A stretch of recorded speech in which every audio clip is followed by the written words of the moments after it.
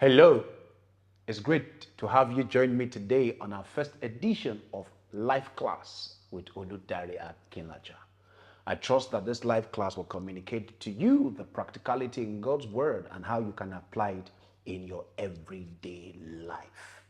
Of course, our intention is to communicate with you the practicality that comes from the Bible and to tell you that it's not just a book that's a book of stories, but it's a book that you can pick from its thoughts and its information and apply it as you go through your everyday life. No matter the work you do, no matter what sector of life you find yourself, there is wisdom in the Bible that you can use to engage your everyday life. All right, so today I want to just quickly have a talk and discussion with us on the fact that you carry value. Should I say that again? It's you carry value.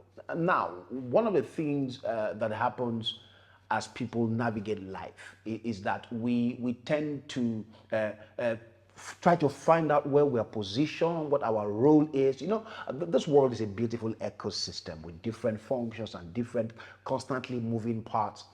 And sometimes you will have too many things pull you in different directions, right? If you're watching this now, it could be the desire of a parent. It could be the desire of your community. It could even be the desire of your nation, of your country, or peer pressure. Things are constantly pulling on you as you navigate through life, constantly tugging at your heart, constantly looking for ways that it can reshape and reposition you. And unknowingly, you could probably be making decisions independent of yourself. You see, I tell people this. It's possible that what you think is your most dominant thought is probably sponsored by the interests and the desires of other people. I'll say that again. What you probably call your most dominant thoughts can probably be sponsored by the passion and the desires of other people. So it's important for you to come to terms with these facts and ask yourself, how do I navigate these facts? Now, the Bible is clear from Genesis chapter 1. You see the world, the ecosystem being out of order, the world being out of order, and God wanted to restore order into the ecosystem. Okay. Now, today we're not going to talk about the effect of light. I'm sure in some other classes I will be able to communicate that to you. But you see, the Bible speaking in Genesis chapter 2, verse 5, it says, the Lord had not caused it to rain or the crops to sprout because there was no man to till the ground. Now, Genesis chapter 2, verse 5 categorically speaks to the value, okay, that a man carries, a value that shows the creation of a man. Now, the all-powerful, the only wise God created an ecosystem and put every other animal, the shrub, the donkeys, the lions, whatever you call them, existed in that ecosystem. But he says that certain things could not happen because there was no man to till the ground. That's to tell you that if you are watching me now, your value is apparent in the design of this world. There was a reason for your existence. There was a reason for your coming. You are not an accident. Now, this is no motivational talk. I need to clearly state this because I know people will say this is another motivation talk. No, that's not my intention here. My intention is to make you understand that you are a person of value. Every single time you wake up, every single time you navigate through life, have it at the back of your mind that I am a person that carries value. I don't care what the circumstances surrounding your birth was. I know there are people who probably feel that they shouldn't have been born. You'll be shocked. There are people like that. People who supposedly the circumstances surrounding their birth might not be things they want to communicate or things they want to engage in. But I want to say this to you. Every single human being on the face of the earth has a part to play in the design and the functionality of the world. This world is not or cannot be complete without you contributing your quota, without you contributing your position, without you contributing your part, without you being a functional part of the ecosystem. I'm not going to speak about functionalism. I'm sure those of us who do sociology, that's not what I'm speaking. But every human being has a part to play in the design of the world. Every single time you get up, every single time you wake up, have it and understand that I am a functional part of this world. I am not just going to take, as the case may be, I am also a value adding part. That's what the Bible speaks in Matthew chapter 5. Let's go to Matthew chapter 5. I want to read verse 14. It says, now I'll start from 13. It says, ye are the salt of the earth. Ye are the salt of the earth. Ladies and gentlemen, I don't know how many people watching me today cook, but if you're like some people who detest the kitchen, I didn't say anything, but the people who really don't like kitchen, but we understand the value of salt as an ingredient in anything you are making. The Bible says, for you are the salt of the earth. It's an instruction. That statement is instructive. It's trying to tell you, in case you have forgotten or in case you are not aware, you are the salt of the earth. Means that your existence is important in the whole framework of what the earth or the world should be. You are not just somebody who is going to come down and not understand its value. Your value and your position matters. It says, ye are the salt of the earth. But, if the salt has lost its savor, there are many things that can make that salt lose its savor. Possibly the lack of its knowledge of itself. For not knowing that you are salt, you are valuable. One of the things that you must protect with everything you have got is your sense of identity. Many of you have gone through life battered, shattered. You have been under intense pressure so much that if anybody was to tell you about how beautiful or how powerful you are, it would look like the person is giving you stories. Because you have been battered, you have been shattered, you have been distorted, people have stepped on you, people have trampled on you. In fact, for most of us, and this is why I always tell parents, be careful the conversations you have with your children. Some of you are the people who put your children under intense pressure, and these children always will contend with the conversations you have had about them. Be careful what you say to other people. Be careful what you say to yourself. Some of you have negative conversations about yourself. You say things that don't carry value, things that depress you of some sort, things that say negative things about your strength.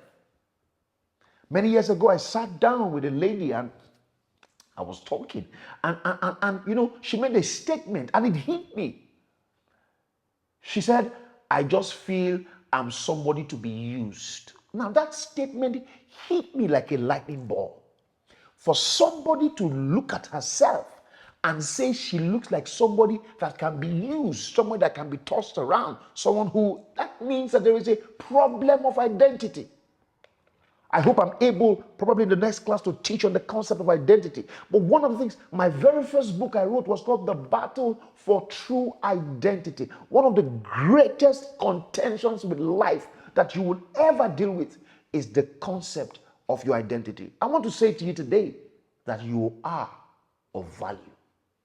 I don't know who must have spoken negative into your space, but I want you to agree with me watching this now that you are a person of value. Every single time you wake up, every single time you look at yourself in the mirror, every single time you go for a meeting, every single time you go into, you always say to yourself, I carry value. You carry value. It says, if the sword, wherewith would it like, but it should be downtrodden. It is henceforth good for nothing, but to be cast out. Every single time you are on shore, and it's the same way I tell people who are looking for jobs, or probably who are in jobs, and they are saying, oh, blah, blah, blah, blah, blah. I tell people, if you are a person of value in every place you find yourself, you will be indispensable. It's the thing about salt. But if you have lost your savor, you will be cast out. So I'm interpreting the Bible says you will be fired. No office or no workplace fires the people who are productive in that space. As you're watching me, now ask yourself, of what value am I to my workplace? What's the importance of my existence in a space? If I stop being in this space, what will they miss? What about me do people around me value and enjoy? What about me do my friends enjoy? What about me does my spouse value? What about me do my neighbors see? That must be your disposition. That must be your nature. You must always have conversations from a place of value, not from a place of inferiority complex. And I'm not saying be proud now, because some people take this thing to the extreme and then become proud and arrogant. No, I'm just saying always ensure that your conversations are from your understanding of your place of value. Of your place of value. Many years ago, I had a boss. I had an older mentor and like a senior friend who was about to leave one of the telecoms company in Nigeria. And he was so valuable that when he was about to go, the chairman called him a couple of times for a personal meeting and was telling him, what exactly do you want? I'm going to double it. I'm going to multiply. What do you want? I'll give you anything just to keep you. Will you be that person that they will do just anything to keep? Would you be that person, whether it is in the public sector, the private sector, in your office, that everybody wants to be around because they know how valuable you are to the team?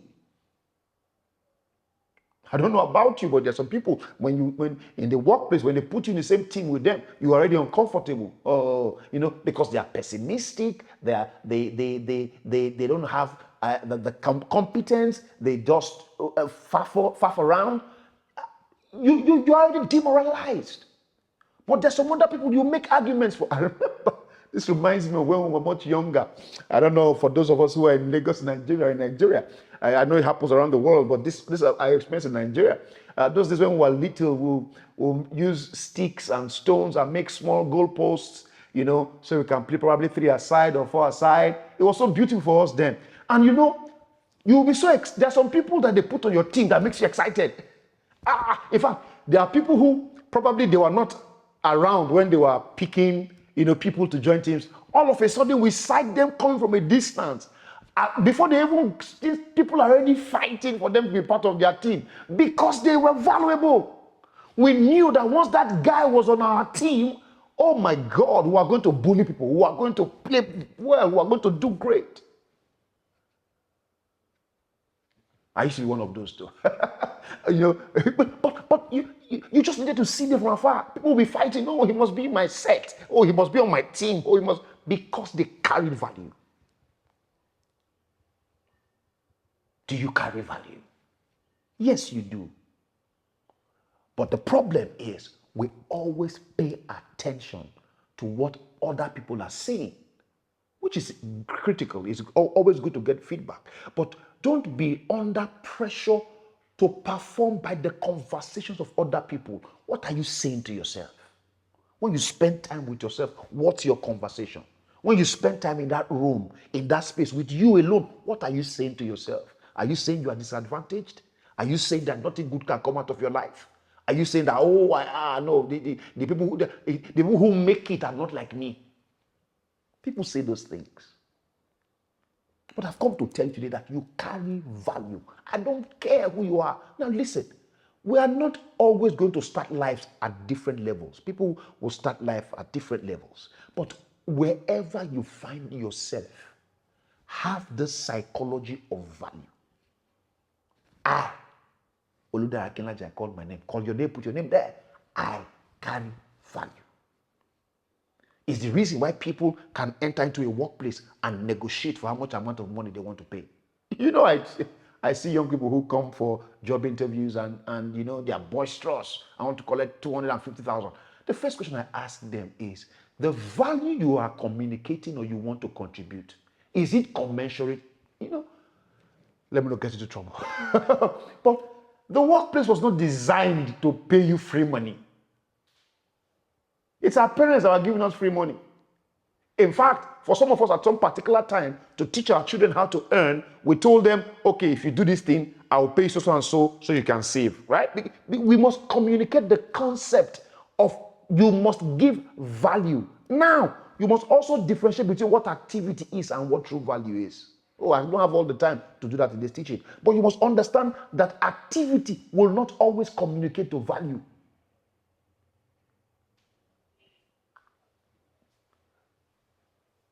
A father will not be the same thing as a husband. Those roles, the value that those roles give is not communicated the same way. So what is my role? Where this place I am, you must first understand where I am now. How can value be communicated? In my workplace, what's my role? What's my deliverable? Do I show extra commitment? Do I show leadership? Am I a good team player? Since I joined, has the productivity of the company increased? Have they made more money? Am I solving the problem they brought me on to solve? Make sure you identify what value is. But at the end of the day, I want you to know this. If you are not living up to the expectations of the value that you carry, it's nobody's fault. But you carry value. What are you going to do with that value? How are you going to be able to interpret that value? I hope I've been able to help you today. Like I will always say, what you don't know might just be hurting you. So please go for knowledge. Pursue it with everything you've got. And I trust that you'll be able to live a productive and fulfilled life as you go through life and as you serve as a contributor to the development of the society and community you find yourself. Thank you for joining me today, and may the good Lord bless you.